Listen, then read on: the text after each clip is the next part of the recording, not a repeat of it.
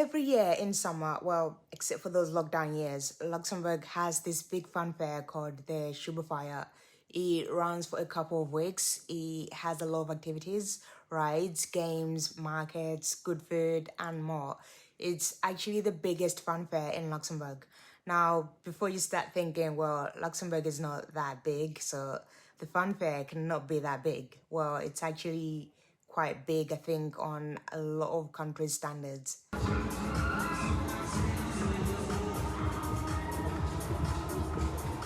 Normally, at fun fairs, the rides are quite basic compared to actual amusement parks.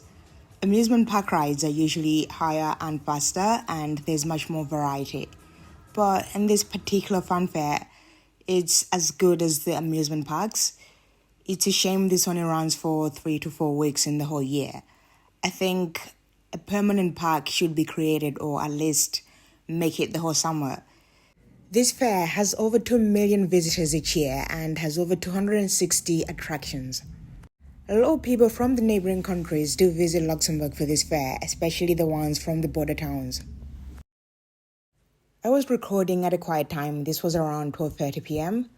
It's open from 12 p.m. till 1 a.m., so this time it's really not that busy. There are no queues at all, but if you go late in the afternoon or evenings, it's packed. But good kind of packed, because the queues are not long, but it's more lively, if you get what I mean.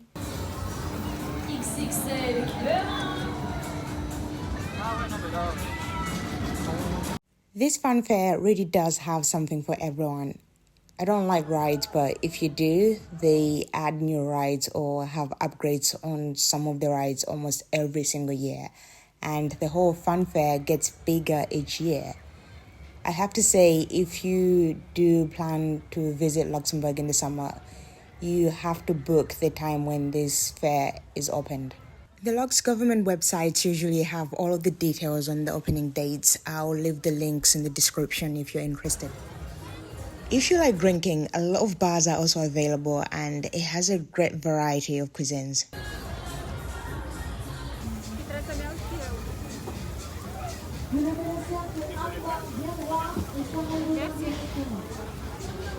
These types of grills, I'm actually curious. Are they traditionally German, Luxembourgish, or French? If anybody knows, please let me know in the comments down below. They just look so cool. I wonder what was the reason for the wording on the wrapper though. Oriental toothpaste? I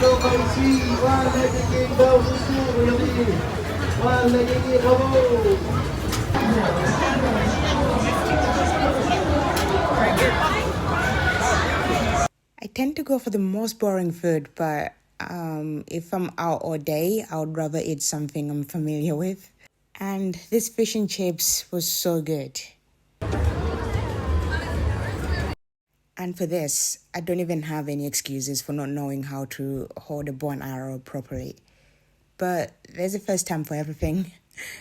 I don't even know why the guy on this section was standing right next to the targets when none of us could even hit the targets. We shot everywhere but the targets.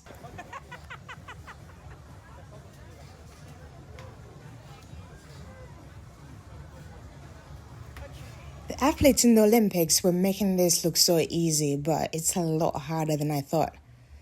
I actually didn't understand why this was even considered a sport, but now I get it. It takes up a lot of energy and concentration. My shooting was so off, the guy had to actually show me how to hold the bow and arrow properly. I really don't like sports or doing any sports, but I think I like archery.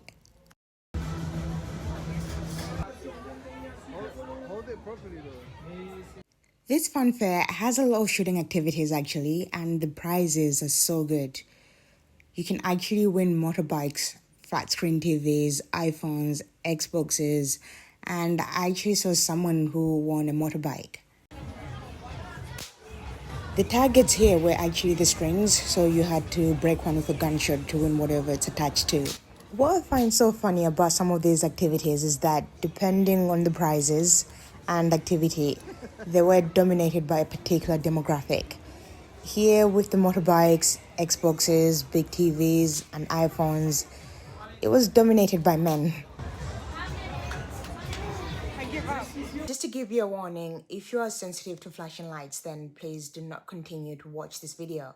This is because the rest of it was shot during the night and it has a lot of artificial lighting, so please look after yourself.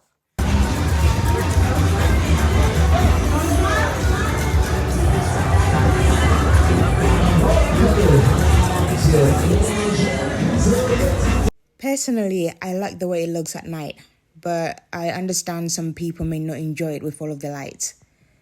At night, since there are more people, the rides start faster, since when there are a few people, they wait till the rides are at a certain capacity to start.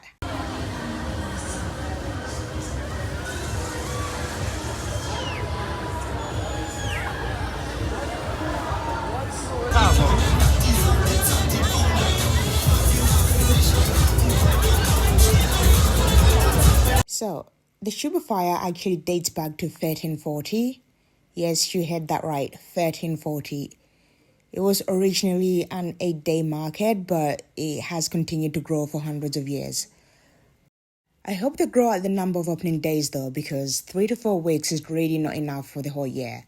You cannot even try out most of the food available within this time frame. So yeah, the Schueberfouer started off as a market. Cows, pigs, horses, sheep, and more were sold at the market. This market was important because Luxembourg held a central place on the road connecting Italy and the Flemish region of Belgium. The market was founded by John the Blind, the Count of Luxembourg and the King of Bohemia, who lost his eyesight but still fought and died in battle. Over time, they kept adding activities, games, and more, but the first rides were actually introduced in the 1800s. Since the fair kept getting bigger, they had to change locations. Now it's held in Limpersberg. Before, it used to be in the Plateau de Esprit. Sorry, I butchered that, but I don't know how else to pronounce it. But if you're in Luxembourg when it's opened, you won't miss it. A lot of people talk about it. It's a great place to take your family, friends, colleagues, dates. Since this is one of the biggest events in Luxembourg, one of the tram tracks that passes through Limpersberg is actually closed to give the fair more room. So trams coming from the opposite directions have to share a track for a few meters. If you're wondering how do the trams share the track, they give each other way, so one will wait until the other passes. The fair is around 2 tram stops, so it's very easy to get to. I won't even attempt to pronounce the stop names, but I will write them in the subtitles.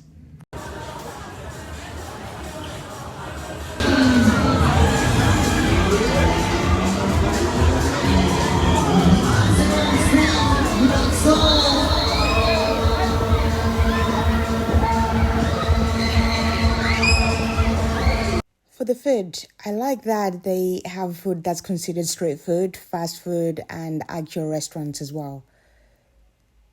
This way you get options and you're not forced to have just fast food.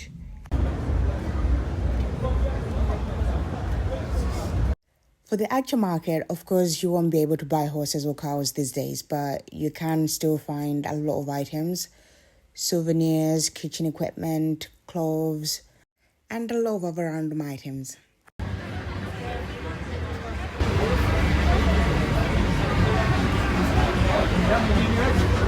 Other events that are similar to this in Luxembourg are the Christmas markets.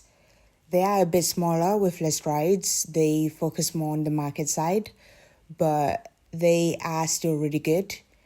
If you're curious on what they're like, I have a video on my page under Luxembourg playlist, so check it out if you want to know more.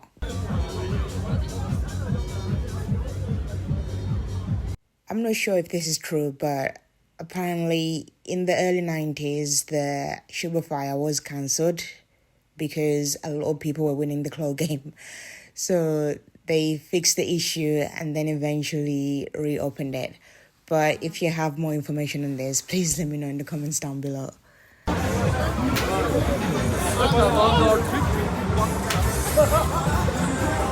If you're wondering on the entrance fees, there are no entrance fees to the fair, but you need to pay to get on the rides or play the games. The prices, I would say, they are high compared to other fun fairs I've been to, but again, this is Luxembourg. Things are either free or expensive.